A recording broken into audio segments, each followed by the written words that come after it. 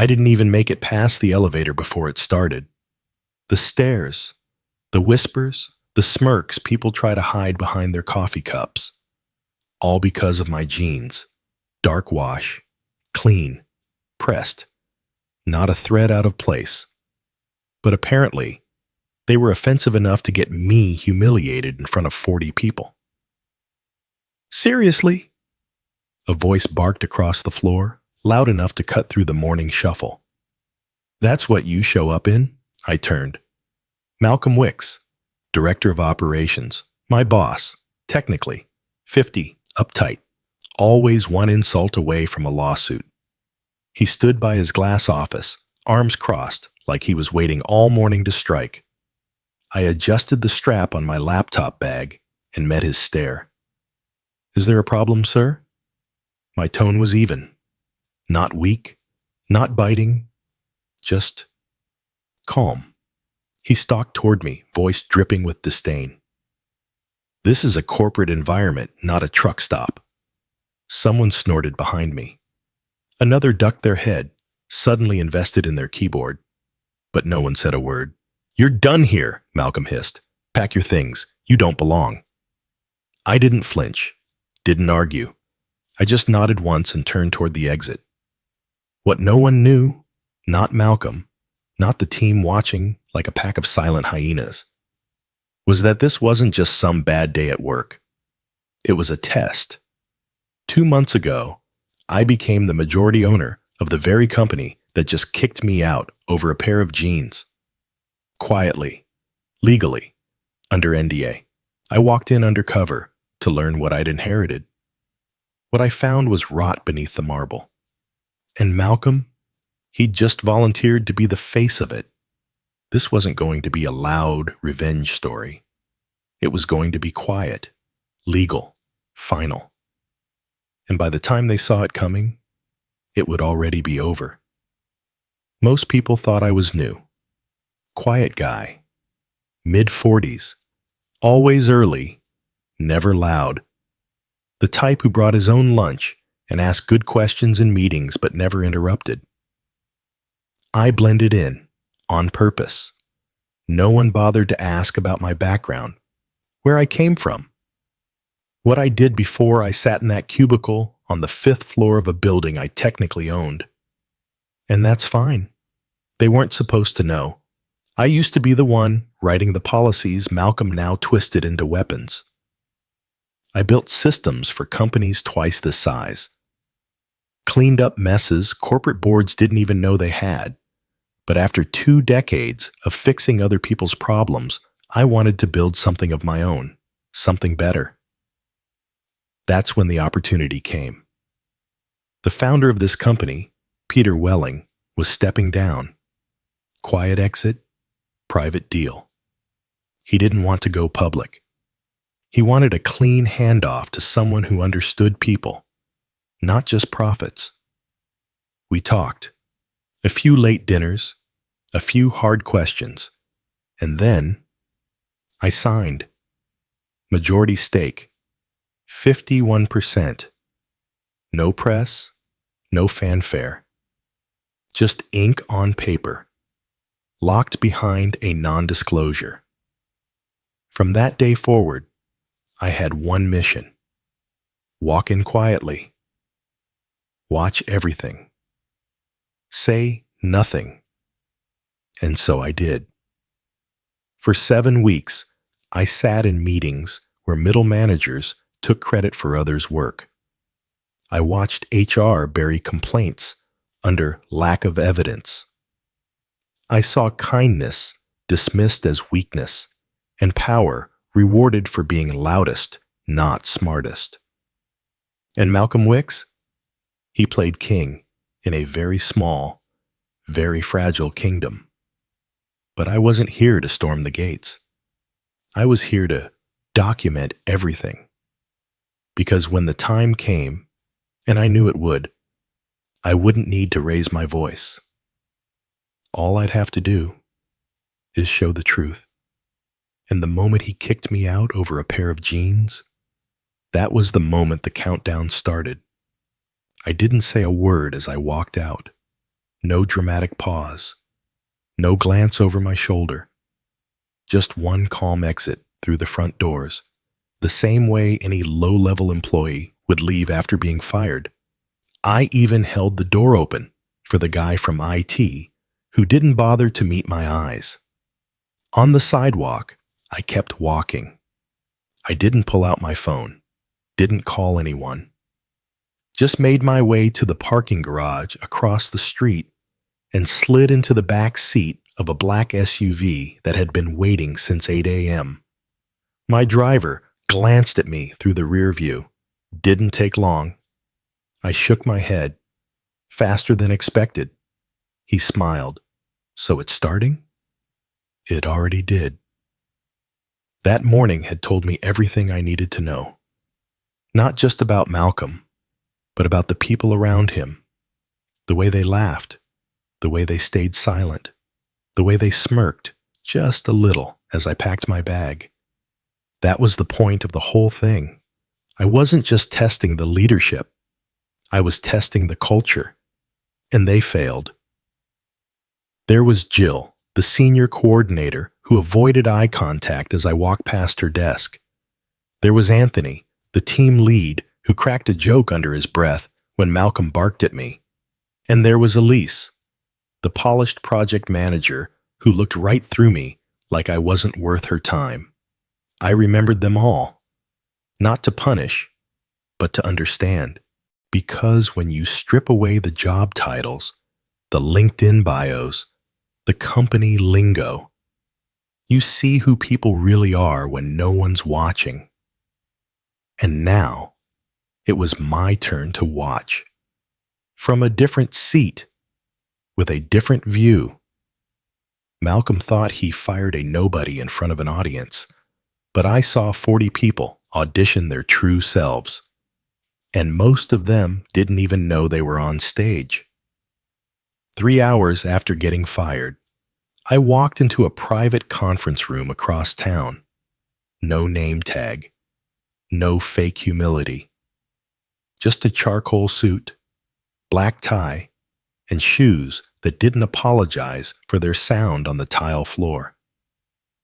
I sat down, opened my laptop, and typed in a code only 2 people in the company knew.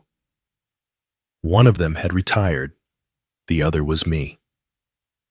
The screen lit up with the company's internal executive portal, the one Malcolm didn't even know existed.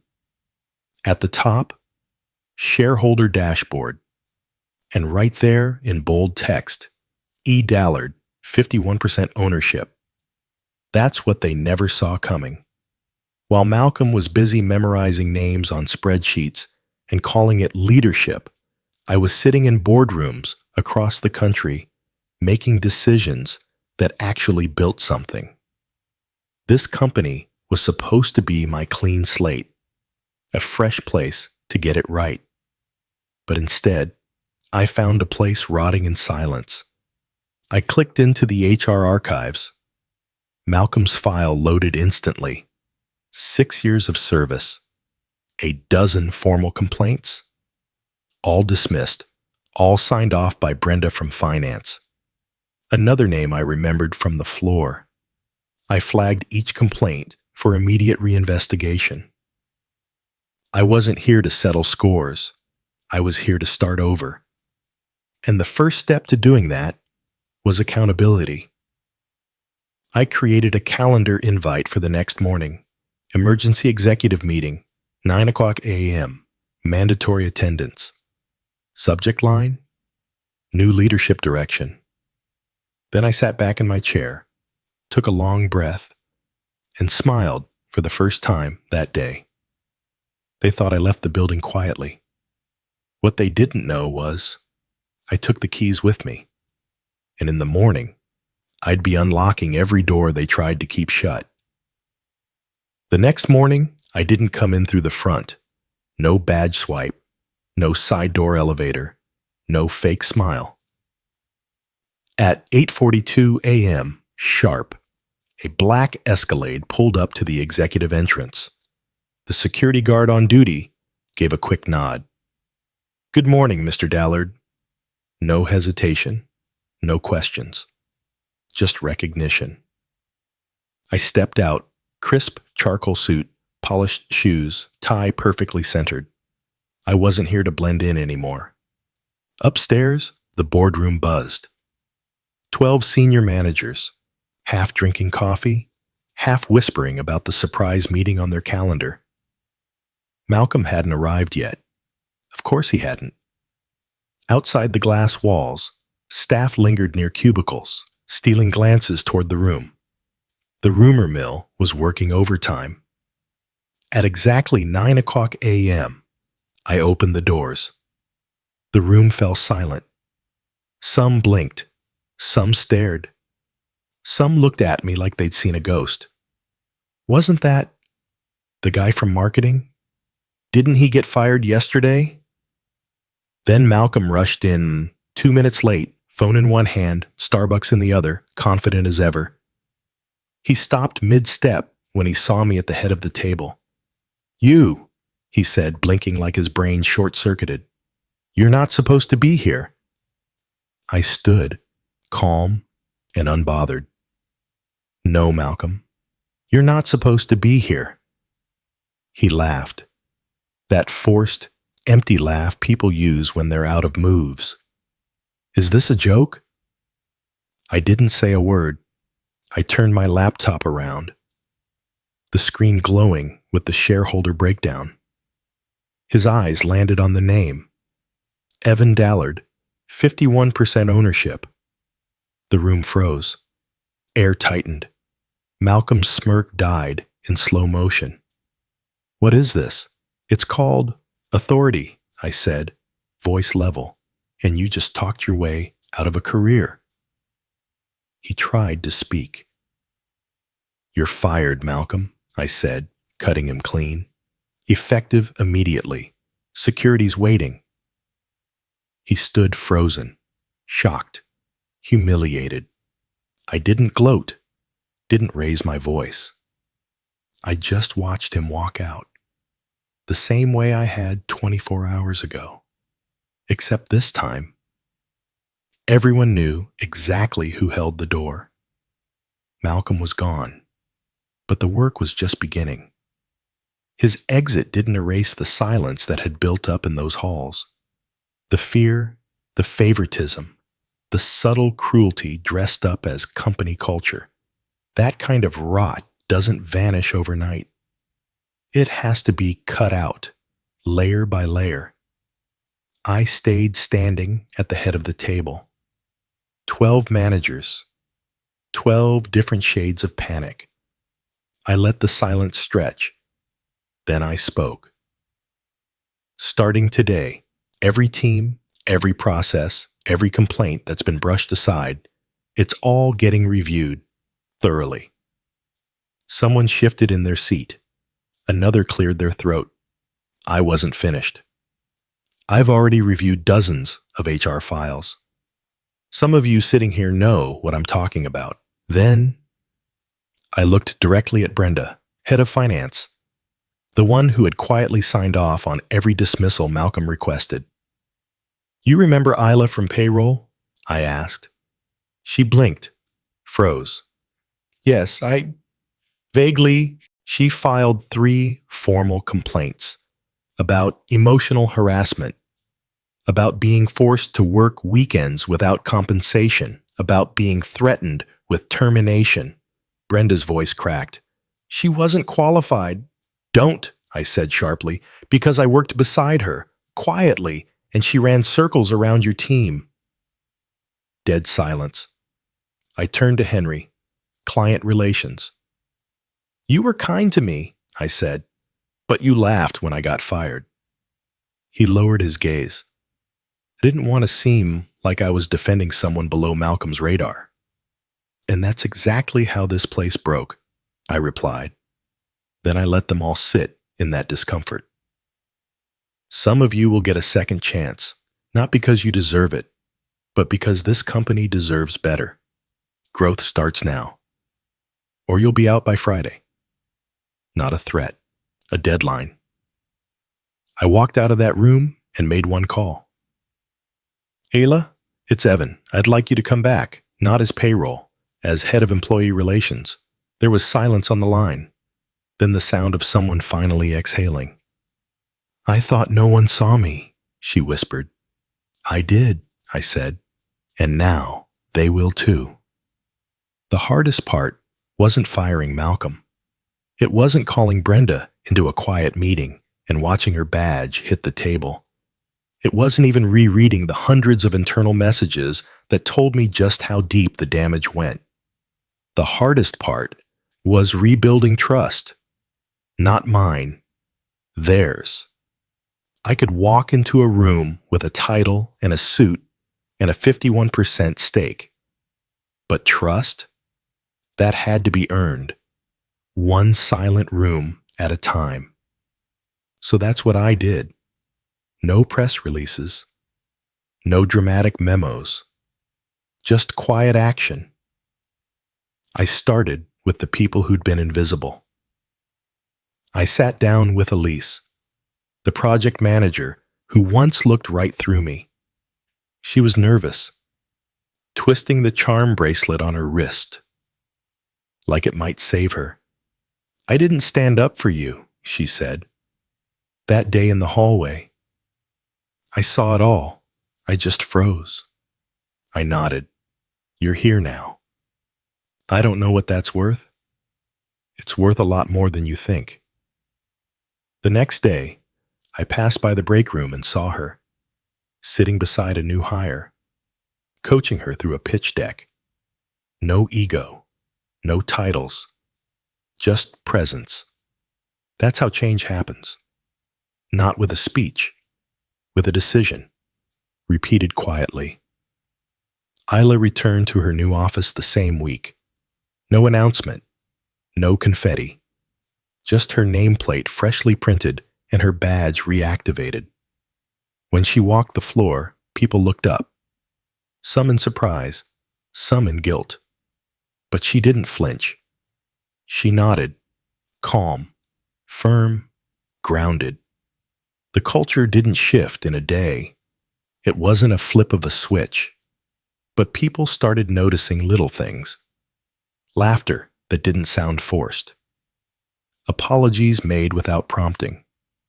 Feedback given without fear. I wasn't trying to build a perfect company, just one where silence wasn't a survival skill. Because once you've been ignored long enough, you learn. The loudest kind of healing isn't noise. It's stability. And for the first time in a long time, this place had a heartbeat again. 4 weeks in, and the office looked the same. Same walls, same desks, same break room with the terrible coffee and flickering light near the vending machine. But it felt different. There was tension, yes, but not the kind that made your chest tighten when the wrong name popped up on your calendar. This was a quieter kind of discomfort, the kind that comes when people are being asked to look at themselves. I'd let go of 2 more senior managers, not with drama, no raised voices, no walkouts, just private meetings, clean exits, and closed doors that didn't reopen. People noticed, and not because I made a show of it, because I didn't. But not every goodbye was satisfying. Brenda didn't fight it. She just stared when I told her I'd read every internal thread, every message where she covered for Malcolm, every manipulated report, every promotion denied because someone wasn't the right fit. She opened her mouth once. I raised a hand. Let's not pretend, I said. You know what you did, and I gave you 4 weeks to own it. Her badge hit the desk 30 seconds later. I won't lie. It felt good. But not because it was revenge. Because it was right. Still, some part of me hated that it had come to this. That fixing something meant losing so many people who'd once believed they ran the place. But then I'd see someone like Jillian, standing beside a junior developer, calmly walking her through a line of code, Or Elise again, this time holding the door open for someone who looked as overwhelmed as I once did, and I'd realize the people who stayed were the ones who could change, the ones who wanted better, not just for themselves, for the whole damn place. That was the cost of rebuilding, letting go of what felt powerful, to protect what actually mattered. And no, I didn't come out of it untouched, but I came out of it intact. The quarterly all-hands meeting had never felt like this. There was no fear in the room, no holding of breath when a senior manager entered, just quiet anticipation, a readiness, a strange new sense of hope. I stood at the mic, no title card, no press team, just me, the guy who got humiliated for wearing jeans and then quietly rewrote the rules. 5 weeks ago, I stood in this building feeling invisible, not because I made a mistake, but because someone in power mistook fear for leadership and silence for respect. That ends now. I'm not here to give you slogans, I told them. I'm here to ask a question. Did you make this space better today? If not, fix it tomorrow. No one moved, but I could feel the shift. Some looked down, others looked straight at me, but they were listening, really listening. And that's all I ever wanted. A company where people didn't have to choose between their job and their dignity. After the applause, I stayed behind. Let the floor clear out. Walk the halls alone. I passed the glass wall near the elevator, the exact spot where MALCOM once humiliated me. This time, I paused. Not to relive it, to remind myself that every revenge story people crave doesn't have to be loud, or cruel, or petty. Sometimes, the best revenge is restoring what someone else tried to ruin. And sometimes, it's not revenge at all. It's justice, quiet, steady, permanent. So I walked back to my office, took a long look out the window, and smiled. Not because I won, because I didn't become like him to win. Now it's your turn. If you were me, would you have walked away quietly, or would you have stayed to change the system? Let me know in the comments. And if you've ever felt like your voice didn't matter where you worked, just know it does. Maybe not to them, but to the right people, it always will.